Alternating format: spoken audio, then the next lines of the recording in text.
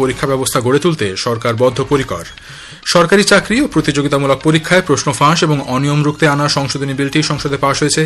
জাতীয় মর্যাদার অবমাননা প্রতিরোধ সংশোধনী বিলও সংসদে গৃহীত। সুপ্রিম কোর্ট নিটের প্রশ্ন ফাঁস ইস্যুতে জাতীয় রাজধানী অঞ্চলে বিক্ষোভের সময় পেলেট গান ব্যবহারের ফলে আহতদের উপযুক্ত চিকিৎসার বন্দোবস্ত করতে দিল্লি সরকারকে নির্দেশ দিয়েছে। প্রধানমন্ত্রী অরুণাচল প্রদেশ ও নাগাল্যান্ডের বন্যা পরিস্থিতি নিয়ে এক উচ্চ পর্যায়ের বৈঠক করেছেন। পাকিস্তান অধিকৃত জম্মু ও কাশ্মীরে পাকিস্তানি সেনার হামলায় এখনও পর্যন্ত 40 জনেরও বেশি বিক্ষোভকারীর মৃত্যু। বলুচিস্তানে এক কয়লা খনিতে কমপক্ষে 18 জন শ্রমিকের মৃত্যু। গ্লাসগোতে অনুষ্ঠিত কমনওয়েলথ গেমসে 3টি সোনা সহ 17টি পদক নিয়ে ভারত 10ম স্থানে রয়েছে। আসছে বিস্তারিত খবরে। প্রধানমন্ত্রী নরেন্দ্র মোদী বলেছেন, একটি বিশ্বাসযোগ্য পরীক্ষা ব্যবস্থা গড়ে তুলতে সরকার বদ্ধপরিকর। সমাজ মাধ্যমে এক বার্তায় তিনি বলেন, বিগত কয়েক বছরে কেন্দ্র ও রাজ্য সরকারগুলি প্রশ্নপত্র ফাঁসের সমস্যার সম্মুখীন হওয়ার ফলে শিক্ষার্থীদের ভবিষ্যৎ প্রশ্নের মুখে পড়ছে। তিনি বলেন, এই বিষয়টিকে মাথায় রেখেই কেন্দ্র ও রাজ্য উভয় ক্ষেত্রেই শিক্ষা ও পরীক্ষা ব্যবস্থার সংস্কারের প্রয়োজন হয়ে পড়েছে। প্রধানমন্ত্রী বলেন, সরকারি চাকরি ও প্রতিযোগিতামূলক পরীক্ষার অনিয়ম রুখতে আনা সংশোধনী বিল সংসদের উভয় কক্ষেই পাশ হয়েছে।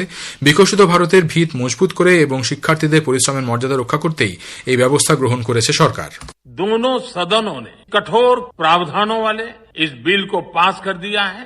अब विश्वस्त परीक्षा पद्धति की दिशा में जाने में एक महत्वपूर्ण काम पूर्ण हुआ है। काम आगे भी चलता रहेगा। हम ऐसी परिस्थितियों को लंबे समय तक नहीं चलने देंगे। इस विश्वास के साथ साथियों, आइए हम सब मिल करके विकसित भारत के स्वप्न को पूर्ण करने के लिए कंधे से कंधा मिलाकर के चले। Public examination prevention of unfair means সংশোধনী বিল গতকাল রাজ্যসভায় পাশ হয়েছে। বর্তমানে তা রাষ্ট্রপতি দ্রৌপদী মুর্মুর অনুমোদনের অপেক্ষায় রয়েছে। বিল পাশ নিয়ে সরকারের ভূয়সী প্রশংসা করে কেন্দ্রীয় স্বরাষ্ট্রমন্ত্রী অমিত শাহ সমাজ মাধ্যমে এক বার্তায় বলেন, এই বিল শিক্ষার্থীদের ভবিষ্যৎকে আরও সুরক্ষিত করে তুলবে। বিল নিয়ে আলোচনার জবাবে ভাষণে কর্মী বিষয়ক ও জন অভিযোগ মন্ত্রী ড জিতেন্দ্র সিং বলেন, এই প্রশ্ন ফাঁসের বিষয়টি ভারতের প্রত্যেক নাগরিককে নাড়া দিয়ে গেছে। সরকার এই ধরনের প্রশ্ন ফাঁস প্রতিরোধ করে শিক্ষা ব্যবস্থার সংস্কারের জন্য সব রকমের চেষ্টা চালিয়ে যাচ্ছে। মন্ত্রী আরও বলেন, সরকার এ বিষয়ে নো টলারেন্স নীতি গ্রহণ করবে। Prime Minister Modi ji lost no time to declare that nobody will be allowed to jeopardize the future of our children, and hence this legislation which seeks to make amendments in 2024 Act in order to make it more stringent, more deterrent is being brought in. If there are any suggestions for improvement, I'll be taking note of it. This bill is a reaffirmation of the government's highest commitment to safeguard the welfare of the students and youth of this country. মন্ত্রীর ভাষণের সময় বিরোধীরা সভাকক্ষ ত্যাগ করেন। বিলটি পাশের পর রাজ্যসভা আজ সকাল 11টায় পুনরায় শুরু হবে। আলোচনায় অংশ নিয়ে রাজ্যসভার বিরোধী দলনেতা মল্লিকার্জুন খাড়গে বলেন, প্রস্তাবিত বিলে সরকার যে সমস্ত ব্যবস্থা গ্রহণের কথা বলেছে সরকারি চাকরির ক্ষেত্রে তা বিশেষ প্রভাব ফেলবে না। তিনি বলেন, দেশ জুড়ে ছাত্রদের প্রতিবাদের পরই সরকারি চাকরি ও প্রতিযোগিতামূলক পরীক্ষা সংক্রান্ত ব্যবস্থা গ্রহণে সরকার উদ্যোগী হয়েছে। ज्यादा जुर्माना, कड़ी सजा, special task force, fast track courts जैसे प्रावधान आपने इसमें रखा है, इससे कुछ फर्क पड़ने वाला नहीं। लेकिन ये जो मजबूत कानून लाने के लिए हमने 2024 में ही इसकी मांग रखी थी, लेकिन तब आपने हमारी इस बात को नहीं माना। জাতীয় মর্যাদার অবমাননা প্রতিরোধ সংশোধনী বিল 2026 গতকাল সংসদে পাশ হয়েছে। কেন্দ্রীয় স্বরাষ্ট্র প্রতিমন্ত্রী নিত্যানন্দ রায় 1971 সালের মূল আইনটি সংশোধন করার লক্ষ্যে এই বিলটি লোকসভায় পেশ করেন।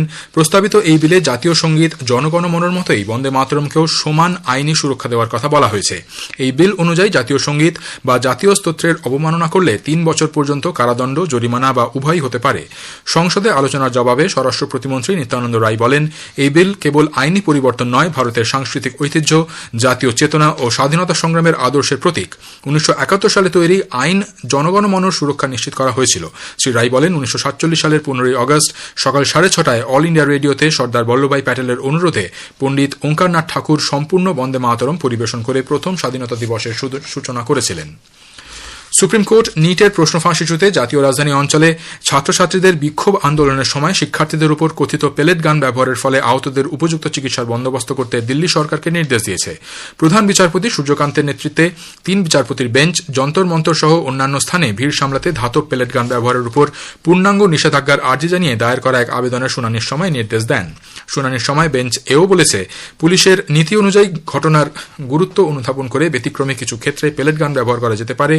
যতক্ষণ না এই নিয়মকে কেউ চ্যালেঞ্জ জানাচ্ছে ততক্ষণ এই অস্ত্রের ব্যবহারেও বেআইনি বলে গণ্য করা যায় না। প্রধানমন্ত্রী নরেন্দ্র মোদী অরুণাচল প্রদেশ এবং নাগাল্যান্ডের বর্তমান বন্যা পরিস্থিতি নিয়ে গতকাল এক উচ্চ পর্যায়ের বৈঠক করেছেন।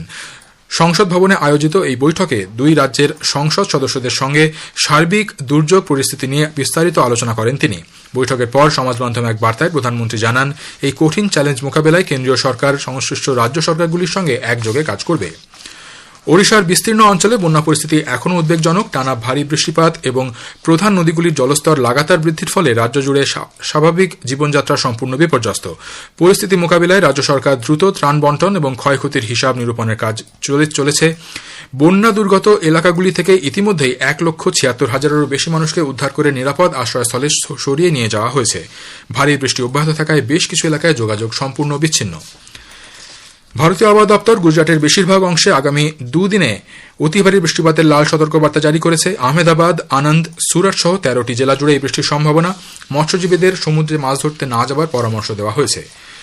কেরালার 14টি জেলার মধ্যে 11টি জেলাতে আজ অতি ভারী বৃষ্টির পূর্বাভাস সহ অরেঞ্জ অ্যালার্ট জারি করা হয়েছে।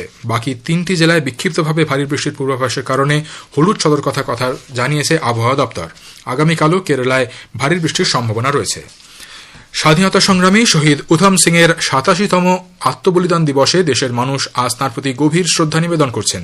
গাদার পার্টি এবং হিন্দুস্তান সোশ্যালিস্ট রিপাবলিকান অ্যাসোসিয়েশনের সদস্য উধম সিং জালিয়ানওয়ালাবাগ হত্যাকাণ্ডের প্রতিকার করতে 1940 সালের 13ই মার্চ ব্রিটিশ পাঞ্জাবের প্রাক্তন লেফটেন্যান্ট গভর্নর মাইকেল ও ডয়ারকে লন্ডনের ওয়েস্টমিনস্টার ক্যাক্সটন হলে হত্যা করেন।